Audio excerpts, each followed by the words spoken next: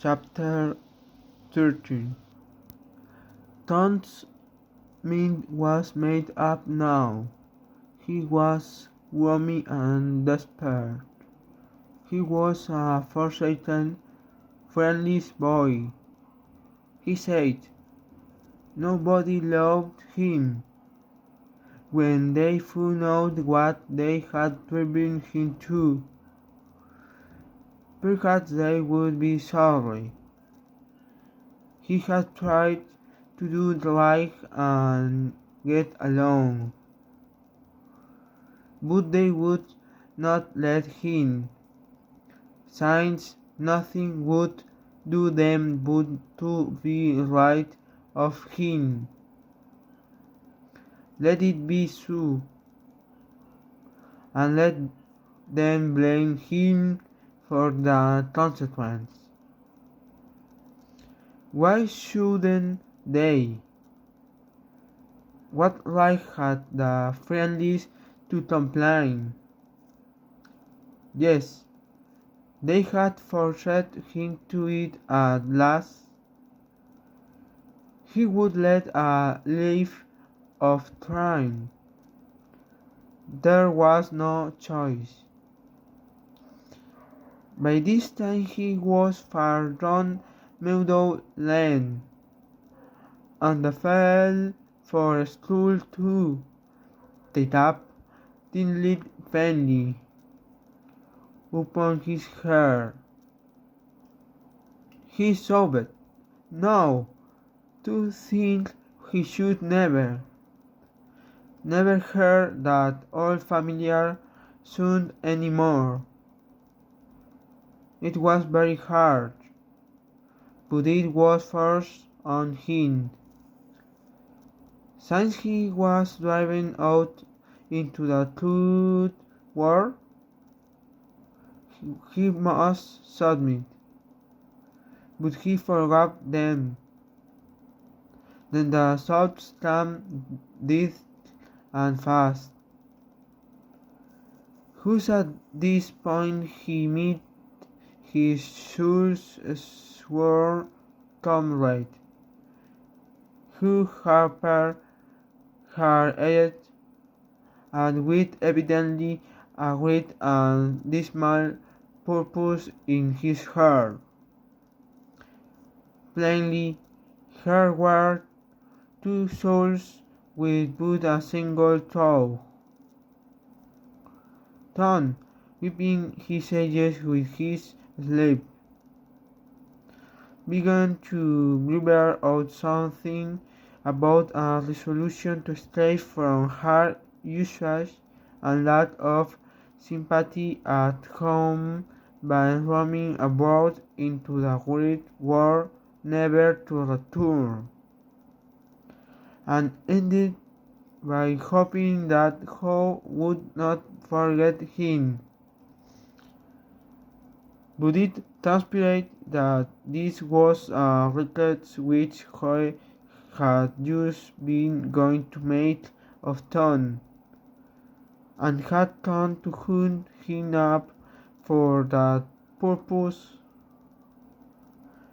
His mother had whipped him for drinking some drink which he had never tasted and knew nothing about.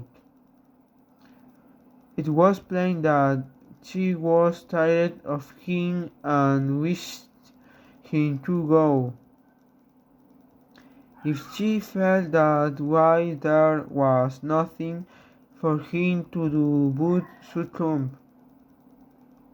He hoped she would be happy and never regret having driven her poor boy out into the unfeeling world to suffer and die.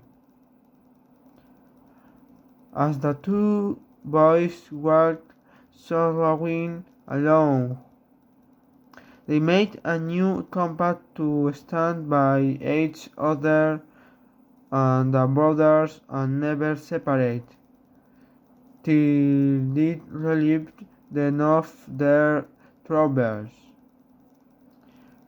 Then they began to lay their plans. He was forbidden to a hermit, and living on cruise in a remote cave, and then some time of food and wine and grief. But after listening to Tom, he considered that there were some conspicuous advantages about a life of crime, and so he consented to be a pirate. 3 miles below St. Petersburg, at a point where the Mississippi River was a trifle over a mile wide, there was a long, narrow, wooded island, with a shallow bar at the head of it, and this offered well as a radiant views. It was not inhabited. It lay far over toward the further shore, embraced a dense and almost wholly unpeopled forest. So that Son's Island was chosen, who were to be the subjects of their piracies was a matter that did not occur to them. Then they hunt up Huckleberry Finn, and he joined them promptly, for all colors were one to him. He was indifferent. They presently separated to meet, and at a lonely spot on the river bank 2 miles above the village at the favorite hour, which was midnight. There was a small log raft which they meant to capture. Each would bring boats and lines, and such previously as he could steal in the most dark and mysterious way has become outlands. And before the afternoon was done, they had all managed to enjoy the sweet glory of spriting the fact that pretty soon the two would hear something. All who got this big hint were cautioned to be numb and wait. About midnight, Tom arrived with a boiled ham and a few trifles, and stopped it in a dense underwood on a small bluff overlooking the meeting place. It was starlight and very still. The misty river lay like an ocean at rest. Tom listened a moment, but no sound disturbed the quiet. Then he gave a low, distinct whistle. It was answered from under the fluff. Tom whistled twice more. These signals were answered in the same way. Then a guarded voice said, "Who goes there?" Tom Sawyer, the Black Avenger of the Spanish Main. Name your names. Who'd find the red-handed? And you, Harper, the teller of the seas. Tom had furnished the stylists from his favorite literature. "'Tis well," get the counter sings.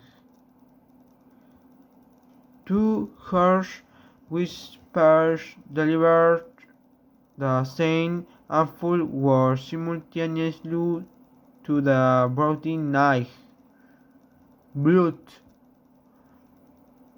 Then Tom tumbled his hand over the fluff and let himself down after it, tearing both skin and clothes to some extent in the effort. There was an easy, comfortable path along the shore under the fluff, but it lacked this advantage of difficulty and danger so valued by a pirate. The teller of the sands had brought a seat of battle, and had about worn himself out with getting it there. Fearing the red hand had stolen a sledge and a quantity of half-cured left to battle, and had also brought a few cured cloths to make Pippi's git, but none of the pirates amount or seaweed but himself. The Black Avengers of the Spanish Mario said it would never do to start without some fire. That was a wish though. Matches were hardly known there in that day. They saw a fire smouldering upon a great raft 100 yards above, and they went startled thither and helped themselves to a chunk.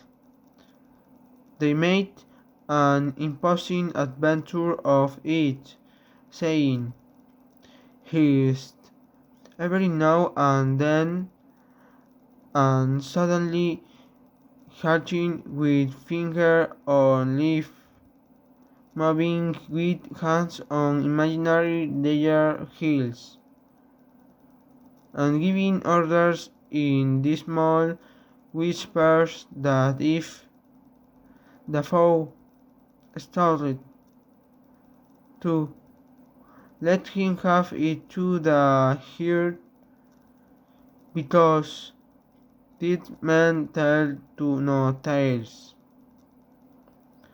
They know well enough that the landsmen were all done at the villages laying in stores of having a spree, but still that was no excuse for their conducting this thing in a impolitical way.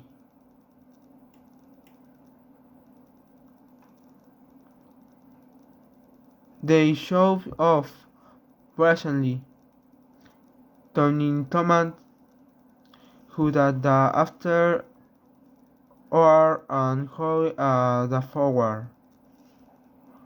Tom stood amidships, gloomy browed, and with folded arms, and gave his orders in a low, stern whisper. "Luff, and bring her to the wind." "Aye, aye, sir." "Steady, steady!" "Steady it is, sir." "Let her go off a point." "Point it is, sir."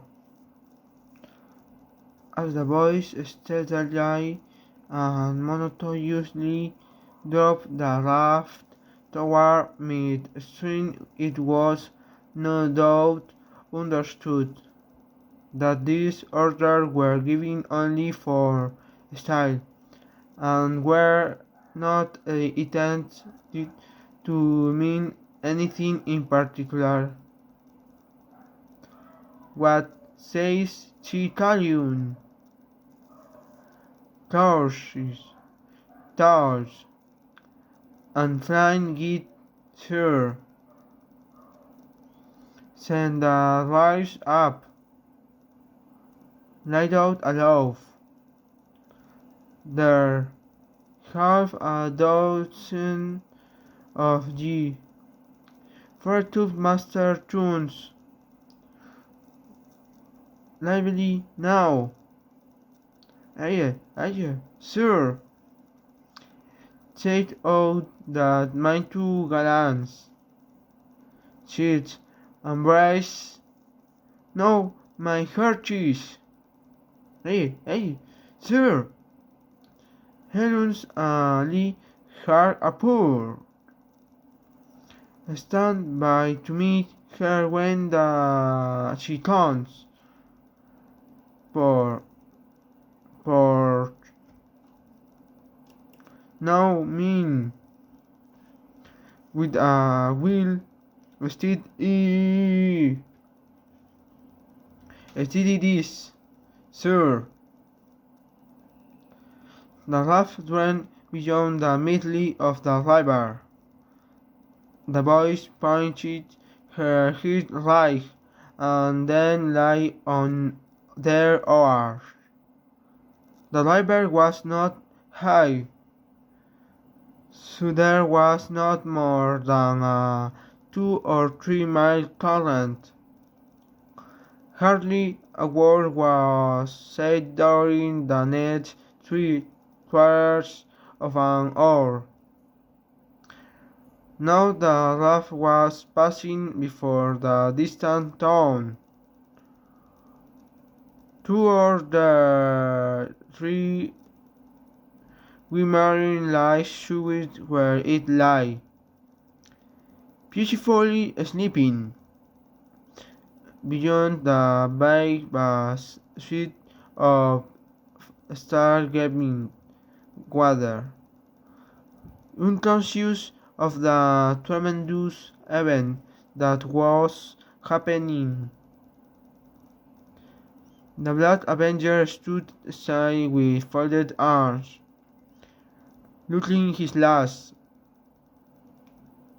upon the scene of his former joys and his later sufferings,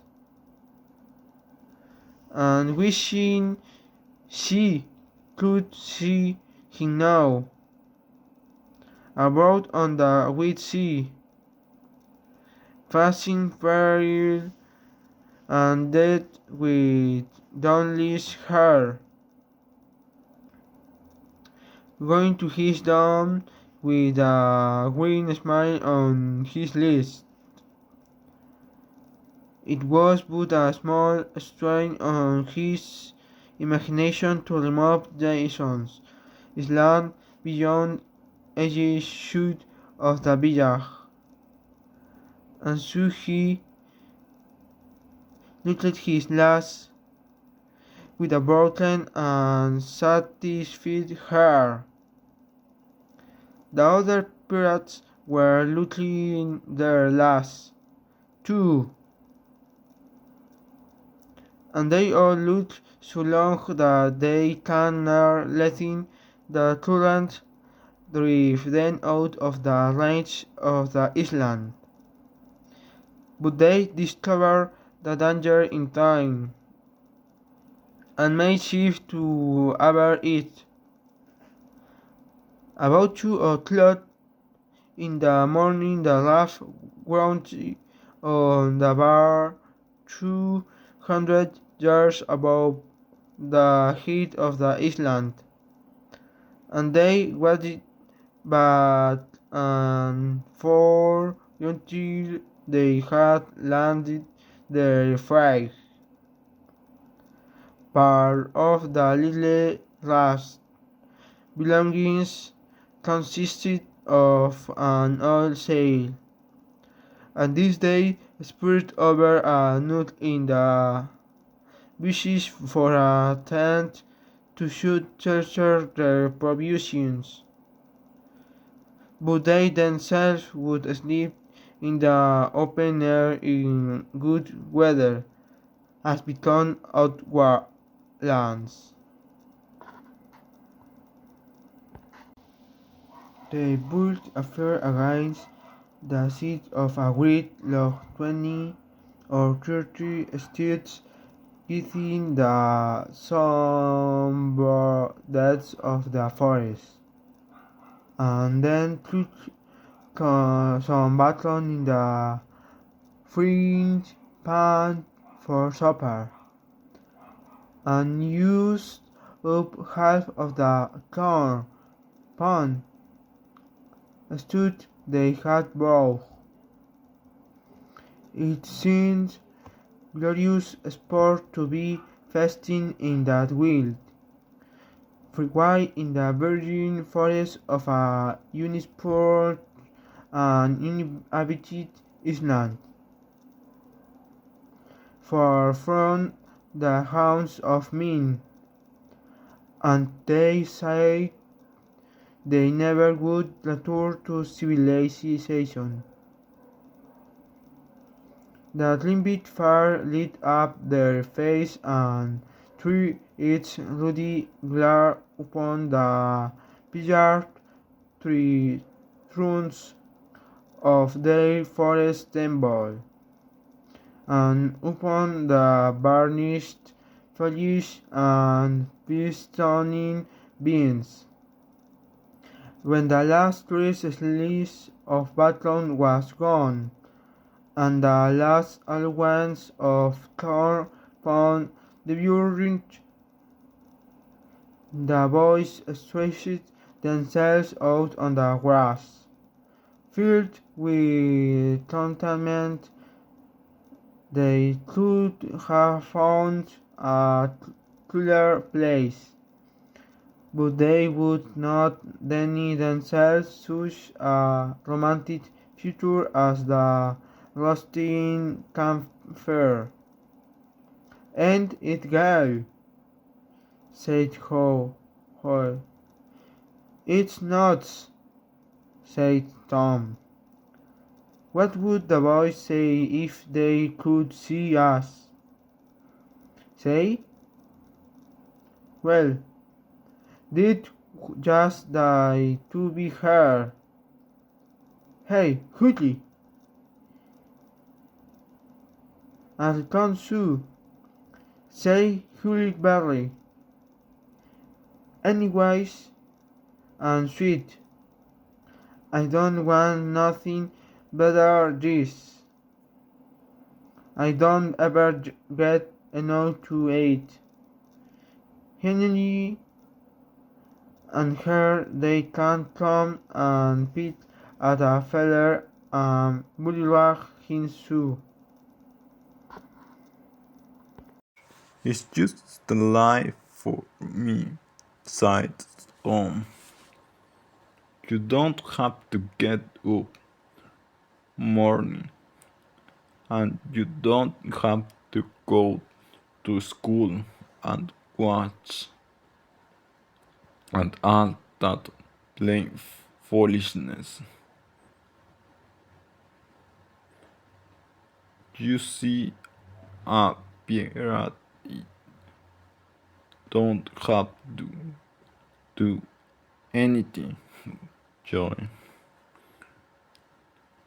When he's ashore, but a hermit, he has to be praying considerably, and then he don't have any fun. Anyway, I'll be himself that way.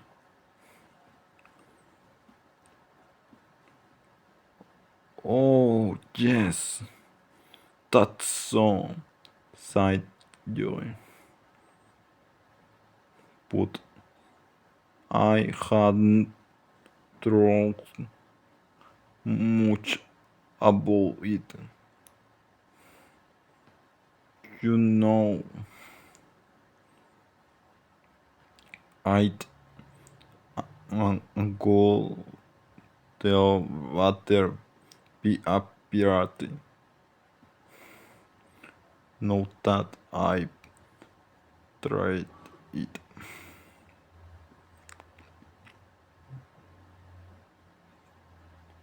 You see, sighed Tom. People don't go much on air might nowadays like they used to in old time. But a pirates always respect and a airmines go to sleep on the hardest place he can find and put sackcloth and ashes on his head and stand out in the rain and what does he put sackcloth and ash on his head for? Inquired Hunk. I know, but they got to do it. Her mind always do.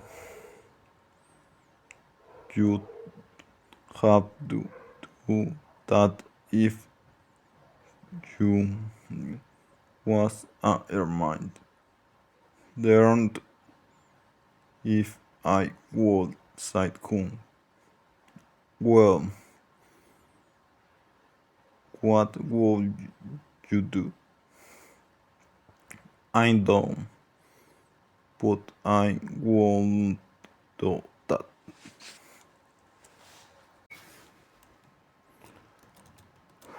Why, Hun? You'd have to. How you get around it? Why? I just won't stand it. I won't away. Won't away? Well, you won't be a nice old slouch of a mind. You won't be a disgrace. The vet hunter make no response, begging better employee. He had finished owing out a cup, and now he fitted a web stain to it, loaded it with tobacco, and was pressing a coal to the shank and blowing a coal from smoke. He was in the full flow of luxurious contentment. The other pirates envied him these majestic bites, and secretly resolved to acquire it shortly.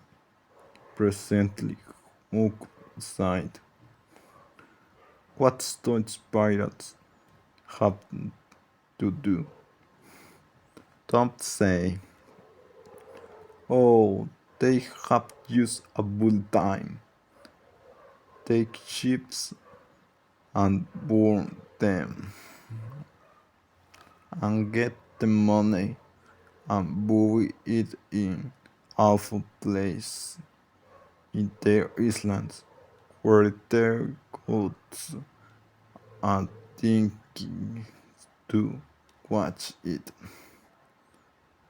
and kill everybody in the ships. Make wall a plank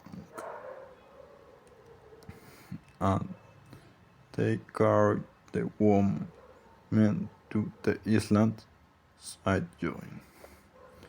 They don't kill the woman. No, assented Tom. They don't kill the woman. They are too noble. And the woman's always beautiful too. And don't they wear the bulliest clothes? Oh no, all gold and silver and diamonds, sighed Joy with enthusiasm. Whoa, sighed Coon. Why the pirates? Hunt scanned his own clothes forlornly. I reckon I ain't dressed 15 for a pirate, sighed he, with a regretful pathos in his voice. But I ain't got none butter. But the other boy told him the fine clothes would come fast enough. After they should have begun their adventures, they had him understand that his poor way won't do to begin with, though it was customary for wealthy pirates to start with a proper wardrobe. Gradually, their tax died out and drowsiness began to settle upon the eyelid of the little fire. The pipe dropped from the fingers of the red-handed, and he slept the sleep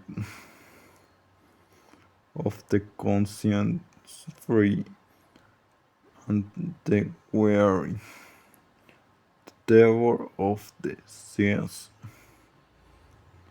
and the black avenger, and the spine mine had more difficulty in getting to sleep.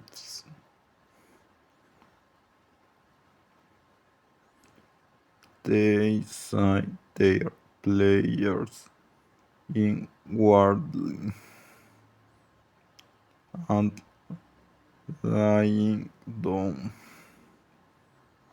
since there was nobody there with authority to make them kneel and recite aloud. In truth, they had a mind not to say them at all, but they were afraid to proceed to such lengths as that lets them might call them a sudden and special thunderbolt from heaven. Then at once they reached, and however, upon the imminent verge of sleep, but an intrusive came. Now that would not dawn, it was conscience. They began to feel a big fear that they had been doing wrong to run away, and next they drove off the stolen meat, and then the real torture came. They tried to argue it away by reminding conscience that they had purloined equipment and up a score of times, but conscience was not to be appeased by such dim plausibilities. It seemed to them in the end that there was no getting around to a stubborn fact that taking squid meat was only hooking, while taking bacon and hams and such valuables was plain slight stealing, and there was a command against that the Bible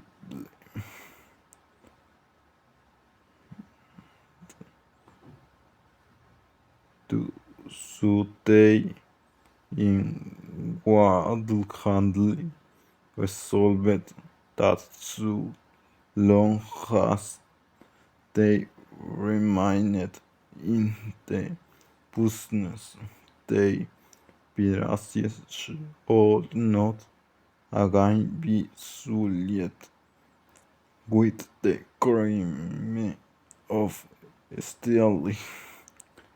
Then conscience granted a truce, and their curiously inconsistent pirate fell blissful to sleep. When Tom woke in the morning, he wondered where he was. He sat up and rubbed his eyes and looked around. Then he comprehended it was the cool grey dawn, and there was a delicious scent of weapons and place in the deep pervading calm and silence of the wood. Not a leaf stirred, not a song strutted, up- upon great natural meditation, that dew-drops stood upon the lip and graces a white layer of ashes covered the fire, and a thin blue breath to smoke wafts straight into the air. Joy and hope still sleep. Now, far away in the wood, a bird called. Another answered. Presently, the hammering of a woodpecker was heard. Gradually, the cool dim grey of the morning quietness and gradually sound multiplied and life manifests itself. Marvel of nature shaking of sleep and going to work unfolded itself to do the music boy. A little green worm came crawling over a dry leaf, lifting to third of his body into the air from time to time and sniffling around. The proceeding again, for he was measuring, don't say, and when the horn approached him of his own accord, he sat at still as a stone,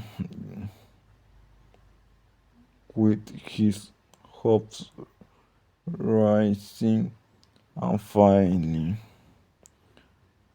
by turns as the creature still came toward him and seemed inclined to go elsewhere.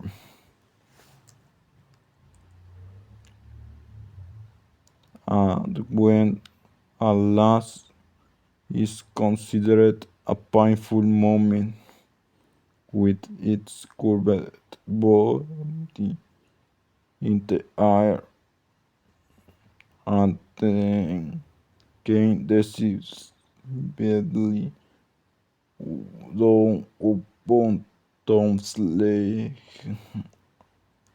and began a journey over him.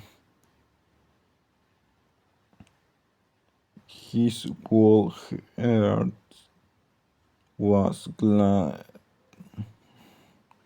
for that meant that he was going to have a suite of clothes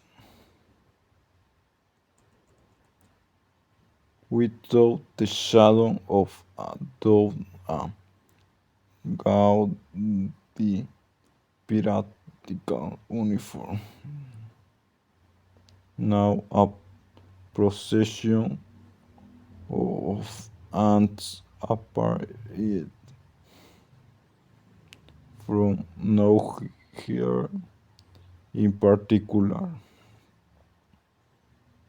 and went about their labor truncated manfully by with a dead spider, fat tines and big has, if said in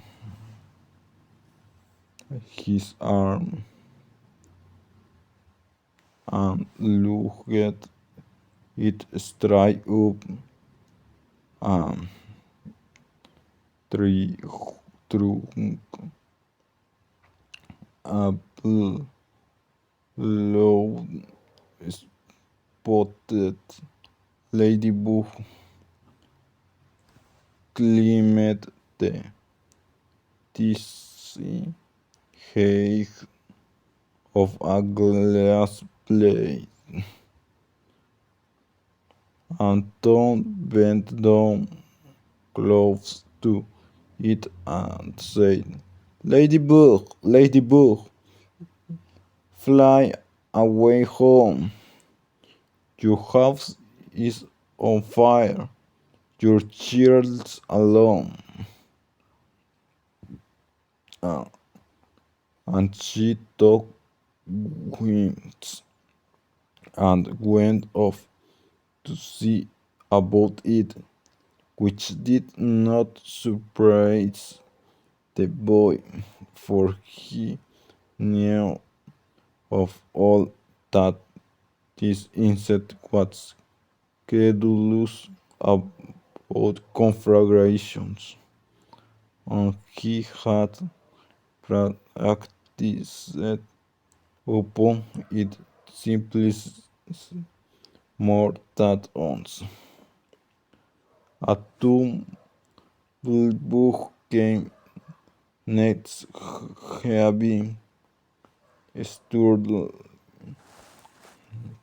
at his palm on Tom throws the creature to see it shoot its legs against its body and present to beat that. The bears were wildly wielding by this time. A cat's bear then northern monk lit in a tree over Tom's head and tried out her imitations of her neighbors in a rapture of enjoyment. Then a shrill heart swept down, a flash of blue flame, and stops on a twig, almost within the boy's reach. Cocked his head to one side and eyed the strangers with a consuming curiosity. A grey scared and a big fellow of the fox kind came scurrying along, sitting up at interval to spit on shatter at the boy, for the wheel ticking had probably never seen a human being before and scarcely knew whether to be afraid or not. All nature was wide awake and stirring now. Long lengths of sunlight pierced down through the dense foliage far and near, and a few butterflies came fluttering upon them. Tom stared up the other pirates and they all entered away with a shout, and in a minute or two were stripped and chasing after and tumbling over each other in the shadow limpled water of the wild sandbar. There fell no longing for the Little village sleeping in the distance beyond the majestic waves of water. A backward current of a slight rise of the river had carried off the wrath, but this only gratified them, since its going was something that burning the bridge between them and civilization. They came back to camp wonderfully fresh, glad-hearted and ravenous, and they soon had the campfire blazing up again. Cook found a spring of clear cold water close by, and the boys made cups of broad oak of chicory leaves, and felt that water, sweetened with such a wildwood charm as that, would be a good enough substitute for coffee. While Joe was slicing bacon for breakfast, Tom and the cook asked him to hold for a minute. They stepped to the promising nook in the room rack and threw in the lights almost immediately. They had an reward. Joe had not had time to get impatient before they were back again with some handsome bags, a couple of sunbirds and a small catfish provisions enough for a quiet family. They tried the fish with the bacon and were astonished, for no fish had ever seemed so delicious before. They did not know that the quicker a freshwater fish is on the fire, the after he's caught the better he is, and they reflected light open wide as souls open air sleeping, open air exercise, bathing, and a large ingredient of a conquer make too. They lay around in the shade after breakfast while Hook had at smoke, and they went off in the woods on a splendid expedition. They traveled gaily along over the cane logs, through tangled underbrush among solemn monarchs of the forest, through from the ground to the ground with a dropping regalia of great pines. Now and then they came upon snug nooks carpeted with grass and gilded with flowers. They found plenty of things to be delighted with, but nothing to be astonished at. They discovered that the island was about 3 miles long and a quarter of a mile wide, and on the shore it lay closest was only separated by it by a narrow channel hardly 200 yards wide. They took a swim about every hour, so it was close upon the middle of the luncheon when they got back to camp. They were too hungry to stop to fish, but they feared to blow up a cold ham, and then they threw themselves down in the shade to thaw, but the thaw soon began to drag, then died. The stillness, the solemnity that bore in the woods, and the sense of loneliness began to tell upon the spirits of the boy. They felt a digging, and something divine longing creep upon them. This took dim shape presently as if body hopped in sickness. Even Finn, the red-handed, was dreaming of resources and empty pockets. But they were all ashamed of their weakness, and none was brave enough to speak his thought. For some time now, the boys had been dully conscious of a peculiar sound in the distance, just as one sometimes is of ticking of a clock which he takes no distinct note of. But now this is a mysterious sound became more pronounced and forced to recognition. The boys started glances at each other and then each assumed a listening attitude. There was a long silence profound and unbroken. Then a deep sudden boom came floating down into the distance. "What is it?" exclaimed Joe under his breath. "I wonder," I said Tom in a whisper. "Tame thunder," said Huckleberry. "And now we thunder because thunder hark." "Hark," said Tom. "Listen, don't talk." They waited a time that seemed an age, and then the same monkey boat dropped on the solid flesh. Let's go and see. They, they sprang to their feet and hurried to the shore toward the town. They parted the bushes of the bank and poured out toward the water.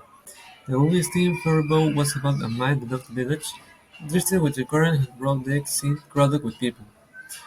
There were a great many skulls roughing about to floating with the steam in the neighborhood of the ferryboat, but the boys could not determine what the men in them were doing. Presently a great jet of white smoke burst from the ferryboat's side, and it had expanded and rose in a lazy cloud. That same blue drum of sound was some of the listeners again. "I know now," exclaimed Tom. "Somebody drowned." That's it, said Huck. They done the last summer when Bill Turner got drowned. They shot a cannon over the water and that makes him come up to the top. Yes, and then they take loaves of bread and put quicksilver in them and set them afloat. And wherever there's anybody that's drowned, they float right there and stop. Yes, I've heard about that, said Joe. I wondered what makes the breed do that. Oh, it ain't the breed so much, said Tom. I reckon it's mostly what they say over it before they start it out. But they don't say anything over it, said Huck. I've seen and they don't. Well, that's funny, said Tom. But maybe they say it to themselves. Of course they do. Anybody might know that the other boys agreed that there was reason in what Tom said because an ignorant lump of bread uninstructed by an incantation could not be expected to act very intelligently when set upon an errand of such gravity. But Jinx, I wish I was over there now, said Joe. I do too, said Huck. It gives heaps to know who it is. The boys still listening and watched presently. A revealing thought flashed through Tom's mind, and he exclaimed, "Boys, I know who drowned it us." They felt like heroes in an instant. Here was a gorgeous triumph. They were missing, they were mourning. Hearts were breaking on their account. Theirs tears were being shed, accusing memories of unkindness to these poor lost lads were rising up, and unveiling regrets and remorse were being indulged, and best of all, the departed were the talk of the whole town, and the envy of all the boys as far as this dazzling notoriety was concerned.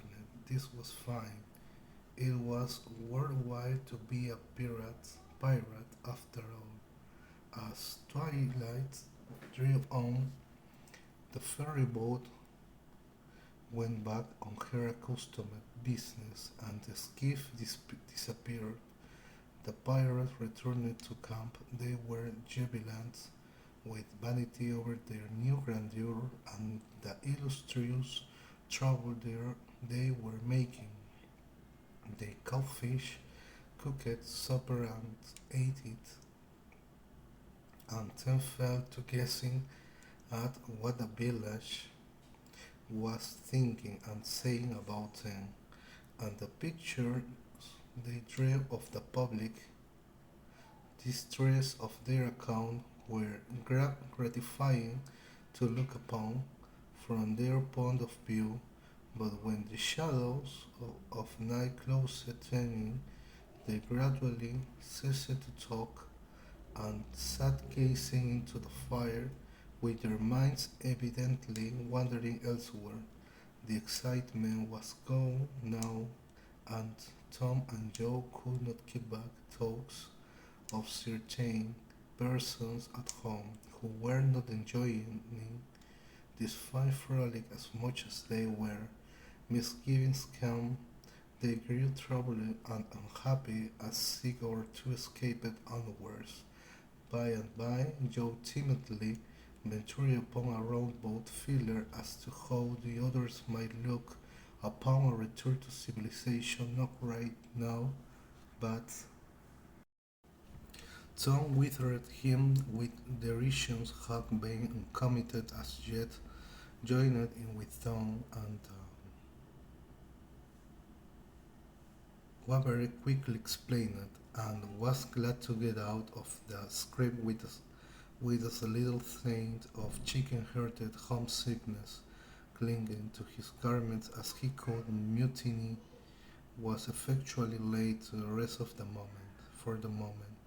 As the night deepened, Huck began to nod and presently to snore. Joe followed next. Tom lay upon his elbows motionless for some time, watching the dwindling. At last he got up cautiously on his knees and went searching among the grass and the flickering reflections flung by the campfire. He picked up and inspected several large semi-cylinders of the thin white bark of a sycamore, and finally chose two which seemed to suit him. Then he knelt by the fire and painfully wrote something upon each of these with his red quill. One he rolled up and put in his jacket pocket, and the other he put in Joe's hat and removed it to a little distance from the owner, and he also put into a certain schoolboy treasures of almost inestimable value, among them a lump of chalk, an India rubber ball, three fish hooks, and one of that kind of marbles now as a sure no crystal. Then he tiptoed his way cautiously cautiously among the trees till he felt that he was out of hearing and straightway broke into keen run in the direction of the sandbar. Chapter 15. A few minutes later Tom was in the sure water of the bar, wading toward the Illinois shore. Before the dip reached his middle he was halfway over. The current would permit no more wading now, so he struck out confidently to swim the remaining 100 yards.